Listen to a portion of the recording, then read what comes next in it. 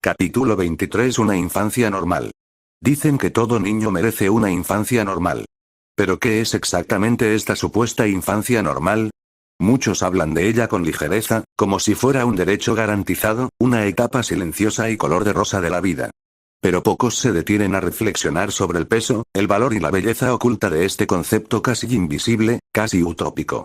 Un regalo que no todos los niños reciben. ¿Qué significa realmente una infancia normal? Muchos darían respuestas diferentes, pero la mayoría serían específicas. No está hecha de grandes logros ni de glorias resonantes. Está hecho de mañanas tranquilas y apacibles, llenas del aroma a pan caliente y leche. De risas que resuenan sin motivo. Es el lujo de caer y que alguien diga, está bien, levántate. Jugar hasta ensuciarse sin que nadie lo regañe. Dormir con la certeza de que mañana llegará con el mismo amor que ayer. Tener miedo a la oscuridad, no a los gritos ni a las criaturas. Llorar por un juguete roto, no por palabras ni acciones crueles. Soñar con dragones y héroes, no simplemente con una mañana apacible. Una infancia normal significaría crecer sin tener que defenderse del mundo. Vivir en una época donde el mayor desafío es compartir un juguete, no cargar con el peso de problemas que nunca deberían recaer sobre los hombros de un niño. Es permitirse equivocarse, tropezar, llorar, sin que eso cueste tu dignidad, tu seguridad, tu cuerpo ni tu propia vida. Es una etapa de inocencia donde el tiempo transcurre lentamente, donde los monstruos solo están debajo de la cama y nunca dentro de la casa. Donde la mayor amenaza son las tareas, no la ausencia de un abrazo. Una infancia normal no es perfecta. Pero es segura. Es sencilla. Está llena de amor, cariño y libertad. Esa libertad pura que solo conocen los pequeños. Correr descalzos, reír a carcajadas e imaginar mundos donde todo es posible. En esencia, una infancia normal es aquella que pasa desapercibida, porque nunca ocurre nada malo que deje huella. Esa sería la definición de infancia para muchos, pero no para Meili. Desde su nacimiento, nunca tuvo derecho a una infancia normal. Esa niña no conocía nada más allá del bosque y los majuns. Desde el momento en que nació y fue abandonada por sus padres, ya que nunca los conoció realmente ni recordó lo suficiente como para formarse una idea de quiénes eran, solo conoció el bosque, donde vivió con las criaturas que la acogieron gracias a su extraño poder. Un poder que atraía a las criaturas que siempre la rodeaban. Siempre estuvieron a su lado, cuidándola como padres, alimentándola como padres, enseñándole a vivir como solo ellos sabían. Haciéndola parte de la manada en la que vivían, aunque no sintieran por ella nada más allá del valor de la habilidad con la que nació. Era más bien un instinto sin emociones. Ella todavía sentía algo por ellos, tal vez porque eran los únicos que conocía, aunque fuera vagamente. Esa niña había vivido así desde su juventud. Correr con ellos, cazar con ellos, comer con ellos se volvió parte de su vida, incluso sus comportamientos agresivos, como gruñir o caminar a cuatro patas. Una vida sencilla para alguien que no tuvo otra opción que vivir así, como un majún. Eso fue hasta el día que conoció a esa mujer, era una fuerza sobrenatural como ninguna otra que la niña hubiera conocido. Apareció repentinamente en su bosque, mató a todas las bestias que conocía y luego se la llevó. Sin siquiera darles una oportunidad real de luchar. Y al final, cuando solo quedaba la pequeña, intentó luchar, pero no pudo. Cuando ella pensó que iba a morir, simplemente fue capturada por esa mujer. Elsa Graniert. Una asesina sádica, un monstruo, una criatura no humana a los ojos de todos los que no la conocían, que no habían sido salvados por ella y que desconocían su historia. Porque, al igual que la propia Meili, Elsa nunca vivió una vida común y corriente. Simplemente sobrevivió a las adversidades que se le presentaron en su tierra natal, Gusteco. Fue Elsa quien le puso nombre, quien la adoptó como hermana y comenzó a enseñarle a ser una persona relativamente normal, a vestirse, a hablar, qué debía y qué no debía hacer. Algo que no le gustaba de lo que hacía su hermana. Presentarla a mamá, Capella, quien le hacía las peores cosas, como le había hecho a Elsa. Actos horribles que la hacían sufrir de todas las maneras imaginables, de maneras que odiaba, de maneras que a veces la hacían no querer vivir más, si existía la más mínima posibilidad de volver a soportarlo por el más mínimo error, porque sabía lo que podía pasar después de experimentar tal dolor en carne propia. Pero ella amaba a su hermana adoptiva y amaba cómo la cuidaban. Y siempre trató de usarla como ejemplo de cómo debía actuar. Imaginando que nunca perdería, que nunca moriría, y que algún día podría convertirse en una mujer como quien siempre la había cuidado, Meili quería ser como su hermana. hasta el día en que se involucraron con el campamento de Emilia y todo comenzó a desmoronarse. La primera misión de Elsa para asesinar a la semielfa. Se enfrentó a la Santa de la Espada y casi muere. La segunda misión, ahora de Meili. Sus pequeños animales fueron asesinados y perdió a todos los amigos que intentó hacer.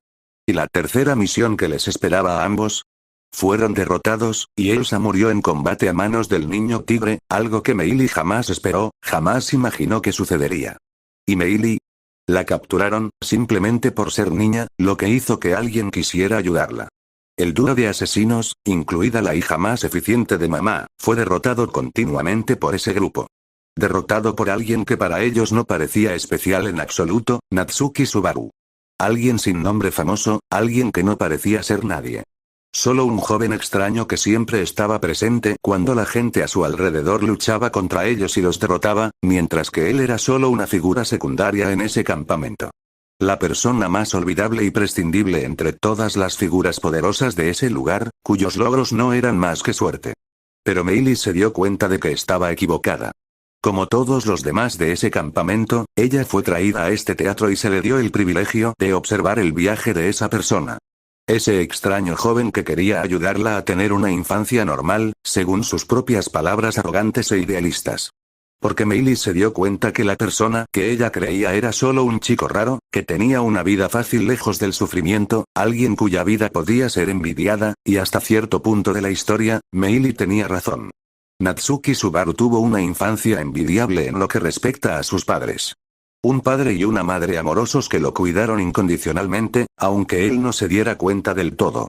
Una vida sencilla, lejos de problemas, aunque aislada y sin amigos, pero libre de sufrimientos como las brutales torturas que sufrió a manos de Capella.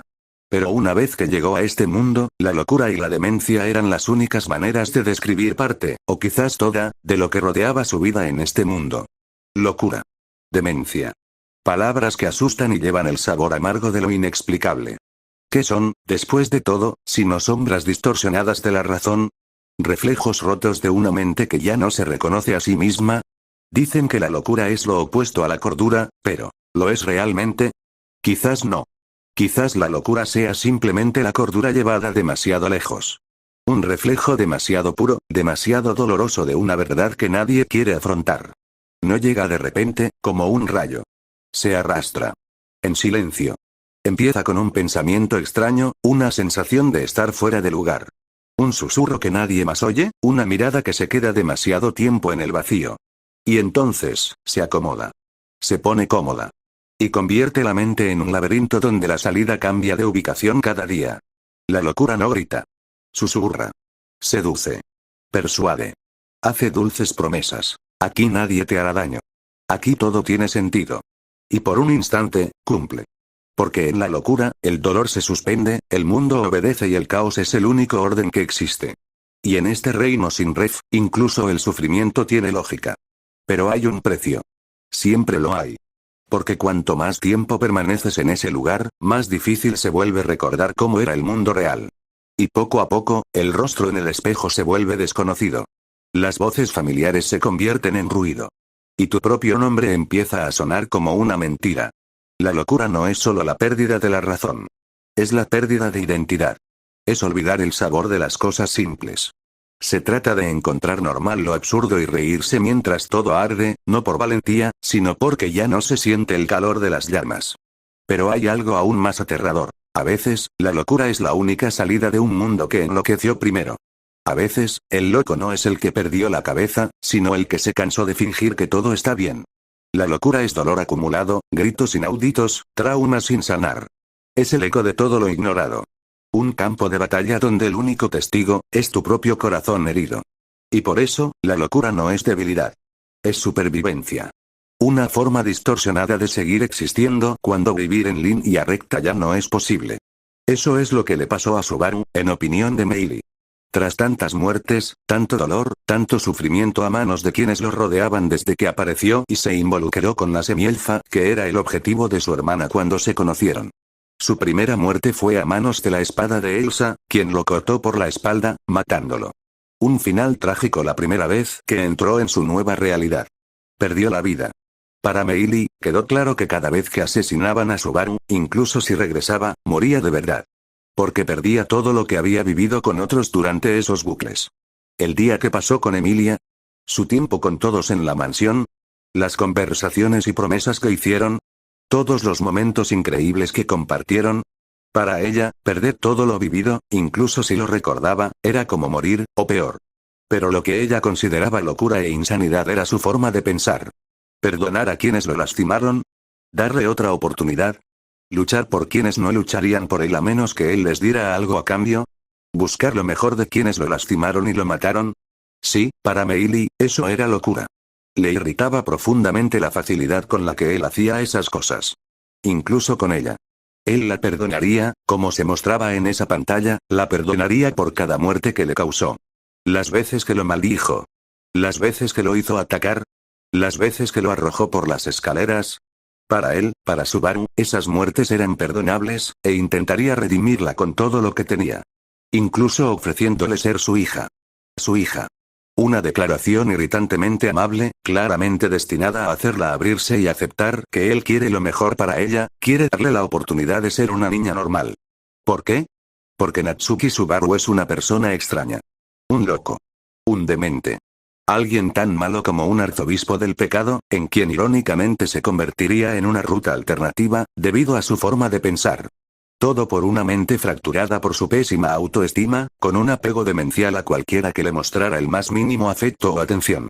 Alguien que dio algo que no debía dar a quienes lo rodeaban, alguien que tiró a la basura algo por lo que todos debían luchar, ofreciéndolo a todos los que lo lastimaron cuando se lo dio, alguien que amablemente entregó a todos uno de los mayores regalos que una persona puede dar a los demás. Felicidad. Una palabra pequeña, ligera en la lengua, pero inmensa en el corazón. Muchos la buscan, pocos la reconocen. Y aún menos pueden retenerla lo suficiente para comprenderla. No es una explosión constante ni un grito de victoria. La felicidad es, a menudo, un susurro. Un breve instante. Un momento que pasa desapercibido hasta que su ausencia se vuelve insoportable. Para algunos, se esconde en lo cotidiano. En el olor de la lluvia al tocar la tierra seca, en el abrazo que llega cuando el alma clama por ayuda, en la risa espontánea en medio del caos. Para otros, es un sueño lejano, siempre presente, como un espejismo que se desvanece cuanto más corres hacia él. La felicidad no es la ausencia de dolor. Es la presencia de un significado. Es mirar el mundo y, incluso cuando todo está roto, encontrar una razón para sonreír, aunque sea por un segundo. Es saber que la vida no tiene que ser perfecta para ser buena. Se disfraza. A veces llega con el sonido de una vieja canción, el roce de la mano de un ser querido, o incluso con el recuerdo de un momento que en su momento parecía ordinario, pero que ahora se revela precioso. Así es la felicidad. Lo ordinario se convierte en oro con el tiempo. Pero también puede ser cruel. Porque cuanto más la conocemos, más tememos perderla. Y a veces, en la desesperación por aferrarnos a ella, la aferramos con demasiada fuerza, y se nos escapa entre los dedos como arena. La verdad es que la felicidad no se puede retener. Se visita. La felicidad, al fin y al cabo, es un breve descanso para el alma, un lugar donde, por un instante, todo cobra sentido. Y en ese instante, la vida se justifica. Y Subaru siempre ofrecería eso a todos. Le ofreció felicidad a Emilia, siendo la primera persona en creer en ella, tratarla con bondad y darle la oportunidad de crecer, creyendo en su potencial. Le ofreció felicidad a Rem y Ram, siendo quien luchó para proteger y salvar a las dos hermanas, dándoles la oportunidad de ser felices, superando sus propios problemas. Le ofreció felicidad a Beatrice, a Otto, a Garfield, a Frederica, Krusty, Félix, Wilhelm, Julius, Anastasia, etc. Subaru Natsuki ofreció felicidad a todos, haciendo todo lo posible por protegerlos, por salvarlos. Muriendo decenas de veces para lograrlo. Enfrentando los peores dolores imaginables si era necesario, todo con tal de darles lo que creía que merecían, pero que nunca creyó que él mismo debiera tener. Felicidad. Algo que Subaru quería darle incluso a ella, queriendo salvarla, queriendo darle el sueño que a veces anhelaba. Una infancia normal. Que todos tuvieran un final feliz. Su mayor deseo. Un final feliz donde todos pudieran sonreír juntos al final. E irónicamente, ese deseo no lo incluía a él mismo. Un acto altruista, el altruismo es el don de dar sin esperar nada. Un gesto que nace de la compasión, de la empatía, del puro sentimiento de que la otra persona importa, incluso si nunca la conoces, incluso si nunca te da las gracias. Se revela en las pequeñas cosas. Una mirada que comprende, una mano extendida sin exigencias, un acto silencioso que salva un día, o una vida, sin pedir nada a cambio. Pero el verdadero altruismo es una llama rara. Porque, al contrario de lo que la gente piensa, no es sencillo. Amar a los demás no es fácil. Ayudar cuando estás herido. Dar cuando estás vacío. Cargar con el mundo cuando apenas puedes con tu propio peso. Ese es el sacrificio del altruista. Sangrar por heridas ajenas. Y sonreír incluso cuando todo en tu interior quiere llorar. Subaru Natsuki, para muchos, y especialmente para ella, demostró ser precisamente eso. Tantas veces que Meili pensaba, ¿por qué no puede pensar más en sí mismo? ¿Por qué no decide dejar todo atrás como lo hizo esa otra versión de él y deshacerse de problemas que, para empezar, nunca fueron suyos? ¿Por qué no puede permitirse abandonar los deseos de los demás en favor de los suyos propios? Un acto egoísta. Por otro lado, está el egoísmo. Frío. Racional. Humano. No el tipo cruel y destructivo, sino el que dice, yo también importo. Yo también necesito algo. Un instinto de supervivencia, el deseo de preservar lo poco que uno tiene, el miedo a dar y no recibir, a amar y ser olvidado. El egoísmo es el muro que se levanta tras muchas caídas. Es el refugio tras muchas tormentas. A veces, no proviene de la malicia, sino del agotamiento. Del dolor de dar demasiado, confiar demasiado, perder demasiado. Es el llanto ahogado de alguien que finalmente decidió pensar en sí mismo. Por eso, en secreto, cuando Meili vio esa ruta, la que Subaru tomó para huir con la criada, viviendo una vida lejos de todo y de todos, lejos del dolor, lejos del sufrimiento, aunque fuera extraña, se alegró por él, aun sabiendo que él había matado a su querida hermana mayor. Un sentimiento compartido por otros. No lo culpaban por caer así, por querer escapar del ciclo de sufrimiento al que se enfrentaba una y otra vez. Meili-chan. Petra-chan. Saliendo de sus pensamientos mientras yacía en la cama, vio a la pequeña criada entrar en su habitación con una bandeja. La cena estaba servida. Petra era la encargada de llevarle comida a la ex niña asesina que no cenó con los demás, ya sea porque no la querían allí o porque ella misma no quería estar cerca. La pequeña criada fue la única lo suficientemente valiente, aparte de algunas otras, como para acercarse a Meili a pesar de todo lo que había hecho.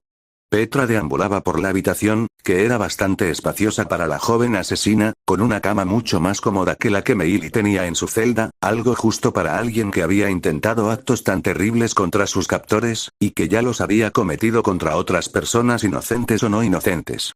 Colocó la bandeja en el escritorio, junto a la comida, mientras Meili, sentada en la cama, la observaba con cierto interés y curiosidad. Una mirada que siempre tenía para la chica de ojos verdes con un lazo en la cabeza. Todo porque Meili aún no la comprendía del todo. ¿Por qué Petra seguía tratándola como Subaru le había pedido? Con amabilidad, con paciencia, incluso después de ver todo lo que Meili le había hecho al chico que decía amar. Petra-chan, quiero preguntarte algo. ¿Qué pasa, Meili-chan? ¿Por qué sigues tratándome así, eh? Me tratas igual que Oni-chan, incluso después de verme matarlo tantas veces, ¿no te parece raro perdonarme? Petra inclinó la cabeza, confundida. No me digas que crees que solo porque sucedió en bucles fallidos, ¿no cuenta? No. No lo creo. De hecho, no he perdonado a nadie como Subaru. Ni siquiera ahora puedo hacerlo. Aunque admiro a Subaru, aunque lo quiero, no quiero ser como él. No porque no sea buena persona, sino porque su forma de actuar, su forma de pensar, no es sana. ¿En serio? ¿No me perdonaste? No. No te perdoné. Las palabras de Petra fueron sinceras, directas y afiladas. Como una espada que atravesaba el corazón de la pequeña asesina de una forma que ella no esperaba, pero lo hizo. Porque sentía más dolor del que quería admitir. Pero incluso ella tuvo que estar de acuerdo y aceptar que, en general, era justo. Ella lo había maldecido a muerte 2 veces, ayudó a Elsa a matarlo, ayudó a matar a Frederica, la nieta de Petra, en varios bucles durante el arco 4, e incluso lo mató en el arco 6 en las escaleras y destrozó su mente en una ruta alternativa que lo convirtió en un peligroso y loco asesino que hizo del matar un hábito, cazando, junto a Shaula, a todos los que sabían su nombre, en un intento de recuperar sus recuerdos y traer de vuelta a Natsuki Subaru, el poderoso héroe que ayudó a todos a su alrededor. Meili sabía que no podía pedir perdón a Petra ni a Subaru, no cuando no había mostrado ningún remordimiento, y sentía que no lo merecía, aunque lo hiciera. Porque en los 6 arcos y rutas que presenció, fue esa capacidad de conectar con los demás lo que los condujo por el camino que ahora seguían. Un camino por el que Subaru lo sacrificó todo. Entonces, ¿merecía ser perdonada? ¿Merecía siquiera pedir perdón? A los ojos de algunos, Subaru era el más fuerte por ser capaz de perdonar, perdón. Una palabra dulce para quien la recibe, pero amarga como la bilis para quien la ofrece. La gente habla de ello como si fuera leve, como si desearlo bastara. Como si fuera solo un gesto noble, un símbolo de fuerza. Pero no dicen cuánto duele. No te dicen que el perdón no es un simple está bien, porque a veces no lo está. A veces, el alma está destrozada, y aún así, se espera que sonría, y perdone. El perdón es un campo de batalla. Pero no contra la otra persona. Empieza con el dolor. Con el acto irreparable. Con la palabra que hirió, con la ausencia que destruyó, con la decepción que dejó un vacío donde antes había calidez. Y la primera reacción es resistir. Odiar. Alimentar el resentimiento, como si fuera una llama que nos protegiera del frío de la traición. Porque guardar rencor es fácil. Nos reconforta. Nos fortalece. Nos da una sensación de rectitud. Pero también nos atrapa. Nos corroe. Nos convierte en espejos agrietados, reflejando el dolor 1000 veces sin borrarlo jamás. Perdonar es dejar ir una justicia que nunca llegó. Es aceptar que no habrá vuelta atrás y afrontar la herida sin la promesa de que quien la causó la sanará. Y sigue diciendo, no quiero cargar más con esto. Pero no te equivoques. Perdonar no es olvidar. No es permitir que el dolor se repita. No se trata de fingir que no dolió. El verdadero perdón recuerda, pero elige no tomar represalias. Conoce el abismo y aún así se retrae. No por debilidad. Pero porque se da cuenta de que seguir odiando le da a la otra persona un poder que ya no merece. Perdonar es decir, me hiciste daño. Pero elijo liberarme. Y esa es una de las decisiones más valientes que cualquiera puede tomar. A veces, el perdón no es para la otra persona. Es para ti mismo. Es para dejar de ser prisionero del pasado. Es para despertar y respirar sin el peso de una cadena invisible. Porque al final el perdón no es absolución. Es una elección. Una cicatriz que decides no reabrir. Un paso hacia la paz, aunque todavía te tiemblen los pies. Subaru es alguien capaz de hacer todo eso por casi todos los que conocía, porque veía lo mejor y lo peor de las personas y se aferraba a lo mejor. Todo porque quiere ayudar a todos, porque quiere creer que al final todos pueden ser redimidos, porque, para él, todos importan, y quiere ayudarlos a todos. Todo porque el poder que tiene lo aísla, impidiéndole confesar su dolor. Tuvo que aprender a perdonar a todos, porque no podía permitirse volver a involucrarse con nadie que pudiera hacerle daño. Como en la ruta de la ira. Exactamente. No puedo evitar quererlo aún más por su corazón. No puedo evitar querer agradecerle profundamente cada vez que no renunció a ser un héroe. Pero tampoco puedo evitar odiar que se haya vuelto tan amable que muchos se aprovechan de su amabilidad. Y odio eso. De verdad, incluso ahora, aunque todos encuentren la manera de perdonarse a sí mismos y a los demás en nombre de Subaru, yo no podré hacerlo. Quiero que sea más egoísta. Quiero que, cuando alguien le haga daño, no se contenga y se devuelva a lo que le hicieron, aunque intente ver lo mejor en esas personas. Y ahora que todos saben por lo que ha pasado, quiero que confíe en todos nosotros para ayudarle a superarlo cuando suceda. ¿Quieres consentirlo? HHU. No así, Meili-chan, no me molestes. HMPH. Pero algo así. Quiero que deje de perdonar a todos. De hecho, quiero que deje de malcriar a quienes le hacen daño. Quiero que se dé cuenta de que, aunque diga que su sufrimiento ocurrió en bucles fallidos, sigue importando porque le ocurrió a él. ¿Quieres que se convierta en alguien con sentido común como los demás, Sí, cualquiera lo desearía después de ver la locura por la que pasó. Hablando en el tono seductor que Elsa le enseñó desde que empezó a aprender a hablar, Meili balanceó ligeramente sus piernas, dando la razón a las palabras de alguien que, aun afirmando no haberla perdonado, todavía la trataba con la suficiente amabilidad como para hablarle en esos momentos en los que estaban juntas. Dicho esto, no te perdonaré como lo hace Subaru, no si no decides cambiar. Y si algún día decides ser mejor persona, aunque no te perdone, puedo ser tu amigo. ¿Te das cuenta de lo contradictoria y extraña que es esa afirmación? Lo sé, lo sé. Perdonar a alguien no significa necesariamente que te caiga bien, al igual que ser su amigo no significa haberlo perdonado. Ese es nuestro caso. Si Meili-chan logra ser una buena chica, me haré tu amiga, aunque tal vez nunca perdone las cicatrices que dejaste en el corazón de Subaru. Meili no pudo evitar mirar con sorpresa a la criada que salía de su habitación privada. Qué grosero invadir la habitación de una dama para escuchar a escondidas una conversación entre dos chicas, ¿lo sabías, Alpa-chan? Guau. Me notaste aunque estaba escondido. Hablando sin girar la cabeza, Alpa emergió de las sombras de la habitación como si se hubiera materializado de la nada. Petra-chan está creciendo de una forma inesperada. De verdad, está mostrando una evolución diferente. No lo perdona todo, pero tampoco les cierra la puerta a quienes la rodean. Incluso a quienes la matarían, como tú, les da la oportunidad de mostrar la faceta que Subaru cree que existe en ti. Oni-chan es demasiado idealista sobre el lado bueno que todos pueden tener, dices eso, pero si no fuera por esa misericordia, cientos, si no millones, de personas habrían muerto por la incompetencia de quienes lo mataron y lo hirieron. Es curioso cómo, aunque indirectamente podríamos culparlos, muchos ni siquiera pertenecen al culto de la bruja. Extraño. Pero por tu expresión, no es solo tristeza o confusión por su perdón a los demás. Es específicamente porque no lo extendió a Elsa, ¿verdad? Tocando directamente la herida, Meili apretó las sábanas entre sus pequeñas manos. No puedo culparlo por eso. Oni-chan es amable, demasiado amable para su propio bien cuando se trata de la gente que lo rodea. Si ese tigre idiota no hubiera matado a Elsa o Nee-chan, habría intentado ayudarla a cambiar, aunque todos se opusieran, porque es así de estúpido. Estoy seguro de ello después de todo lo que le he visto pasar y perdonar. Qué inesperado. Pensé que vería lágrimas, mocos, rabia. Nada de madurez. Uf. No es que me importe, ya que el resultado, bueno o malo, me beneficia de todas formas.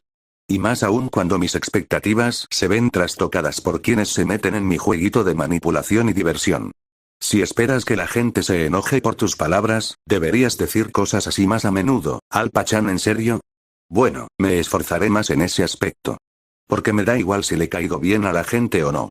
Al fin y al cabo, no tengo mucha conexión con la mayoría de ustedes, ya que no los conozco bien, aunque conozca sus historias, porque solo conozco una parte a través de Subaru. Hablando con indiferencia, Alpa se encogió de hombros con una sonrisa juguetona y burlona. Alpa-chan, ¿cuáles son tus verdaderos objetivos al mostrar toda esta historia sobre Oni-chan? ¿Podrías decírmelo? No oculto lo que quiero. Quiero ver qué harán todos ustedes. ¿Se unirán? ¿Se separarán? ¿Lucharán cada uno por quedarse con él o se unirán para protegerlo? ¿Qué hará cuando se dé cuenta de que lo viste todo y cambiaste después de esa experiencia? ¿Qué me motiva? Mi infinita curiosidad por ver qué posibilidades se abren en esta historia, especialmente cuando cada palabra está escrita para forjar un futuro que podría ser bueno o malo. ¿Sabes? Suenas casi igual que esa bruja del santuario, Alpa-chan. ¿En serio? Guau. ¡Qué coincidencia! No es que me parezca malo, pero tampoco bueno. Mi objetivo es casi idéntico al suyo, pero con la diferencia de que, en lugar de un conocimiento infinito de posibilidades, mi mentalidad principal es aceptar el camino que Subaru elija al final. Sea bueno o malo, siempre que se logre el resultado que quiero, lo demás puede ignorarse.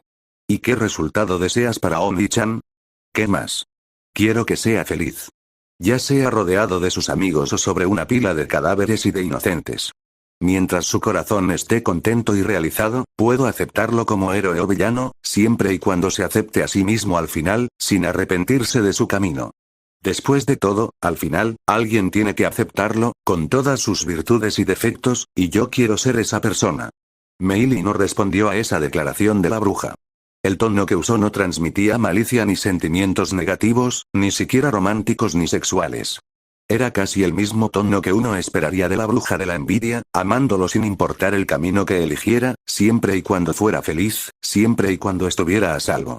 Pero este sentimiento era más puro. Tan puro que Meili podía leer fácilmente a la criatura que se presentó como la bruja del tiempo, Alpha. Un ser que parecía desear sinceramente la felicidad de ese humano conocido como Natsuki Subaru por una razón aún desconocida para Meili, quien solo podía pensar, Alpa-chan es su hija. Dicho esto, no significa que los haya perdonado ni que les caiga bien. De hecho, no me cae bien la mayoría. Si no fuera por unas pocas excepciones, me desagradaría todo el mundo en este teatro. Porque incluso si él los perdona, mi corazón de verdad no puede perdonar a la mayoría de ustedes por lo que le hicieron, pudieron haberle hecho o le harán. Ya sean sus razones nobles o no. Pero si el camino del perdón le trae verdadera felicidad al final, aceptaré a regañadientes su elección de cómo vivir su propia vida. Lo que me lleva a decir, cuando estén sufriendo, no vengan a mí en busca de consuelo, ¿de acuerdo? No diré cosas como, Subaru ya te perdonó, así que deberías perdonarte a ti mismo, o realmente no hiciste lo que hiciste, así que no deberías culparte por lo que pasó en los bucles fallidos. No diré ese tipo de cosas. Personalmente, espero que todos se ahoguen en la culpa y sufran, siempre y cuando no vuelvan a lastimar a Subaru como ya lo hicieron. Y eso es todo. Suenas como una bruja malvada cuando quieres, ¿sabes? Suenas como un monstruo aterrador al decir esas cosas. No me culpes, es mi naturaleza. Aunque mi papá se esforzó mucho por cambiar mi forma de pensar. Y amo a mi superpapá. Aún así, terminé así, aunque nunca lo haya dicho, y es algo que nunca pensó, pero sé que es decepcionante que todos sus esfuerzos se desperdicien así, ¿sabes? Incluso lo compadezco por esforzarse tanto para evitar que me volviera así, pero todo fue en vano. Bueno, disfruta de la comida. Mañana volvemos a nuestras presentaciones, y el arco 7 va a incendiarse. Casi literalmente. Despidiéndose, Alpa desapareció en la oscuridad sin que pareciera importarle que podría haberse ido por la puerta del dormitorio. Pero así era esa extraña criatura, la que dirigía ese teatro. Meili se había acostumbrado a esas cosas, como todos los demás obligados a estar allí para cumplir los extraños deseos de la bruja del tiempo. Meili, por su parte, se permitió suspirar de cansancio al levantarse para ir a la bandeja con su comida. Una comida caliente y deliciosa que la llenaría y la dejaría lo suficientemente relajada como para que, a la hora de dormir, pudiera hacerlo sin problema. Disfrutando de una noche tranquila para descansar y recuperar la energía de su cuerpo, mente, corazón y espíritu, preparándose para el infierno que serían las siguientes funciones que aún les quedaban por presenciar en ese teatro. Estos eran sus recuerdos, cuando Meili regresó, estaba de nuevo en su celda, en el calabozo. Y no se quejó. Porque desde su regreso, había recibido visitas casi diarias de Petra para que pudieran jugar juntas tanto como fuera posible.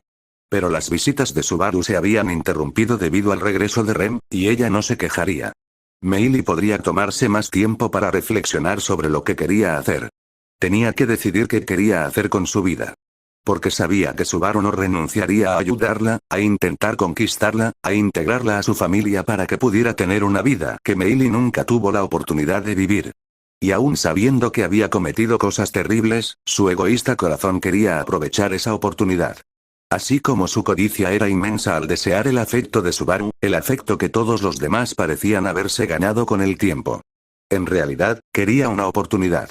Una oportunidad para seguir adelante, incluso si no recibía el perdón que sentía que no merecía. No solo por el deseo de tener una vida normal, una vida que siempre deseó para sí misma al oír y ver la vida de otros niños, pero que nunca pudo tener por su protección divina y por mamá, desde que se convirtió en una de sus hijas, sino también por su deseo personal de vengarse del arzobispo de la lujuria. Dos deseos egoístas propios. Pero quería cumplirlos, no solo por ella, sino por su hermana, quien, en algún momento, también debió desear una vida normal antes de convertirse en la cazadora de intestinos. Lo que necesitaba era paciencia. Finalmente, después de Priestella, Subaru volvería a verla y podrían hablar de nuevo. Hasta entonces, seguiría disfrutando de su estancia en ese lugar, tanto para protegerse de Capella como para darle más tiempo para demostrar su valía como aliada. Y lo demostraría cuando llegara el momento oportuno.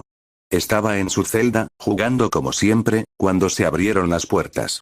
Esperaba ver a Petra, como siempre. Pero entonces la vio, y la acompañaban otras figuras. Emilia, Beatrice, Félix y Reinhard, personas a las que había llegado a conocer y con las que había interactuado más profundamente en el teatro, junto con otras dos personas a las que solo había visto en pantalla. Alibel y Zarestia.